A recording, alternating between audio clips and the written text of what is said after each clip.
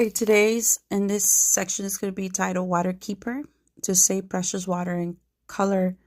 In this 3 top tips, you could go ahead and have kids draw this. Draw a picture of their own shower faucet, maybe the shower head, and they can do a picture of them brushing their teeth by looking in the mirror, and also draw a picture of something that they have to press to flush.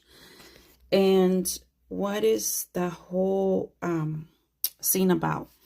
But did you know, with hotter summers and drier winters, winter especially, and water in winter is becoming more and more precious on our planet, because there's so many ways that people can try to use to try to save water, and sometimes that's not the case. So and the first one is wash. You take a quick shower instead of having a long soak in the bathtub. Brush. Don't leave the faucet running while brushing your teeth. This is very important because all the water is just wasting and running off down the drain as you are brushing your teeth. And especially depending on how fast you do it, all the water will be just being wasted. Turn it off so you don't waste water. So remember, don't leave the faucet running while brushing your teeth. Turn it off so you don't waste water. Flush. Remember the toilet rhyme. If it's yellow, then let it mellow. But if it's brown, then flush it down.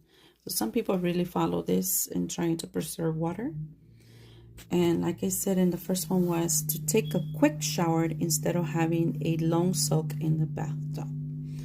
So if you want, basically keeping kids aware of, maybe this could be tied into an activity with the water cycle, and they could do something like in which they do even art with it, and teaching them about how water is recycling, and there's like this runoff that happens as water vapors, are occurring here with the heat of the sun, and you can see that in the clouds, and talk about the different names of it.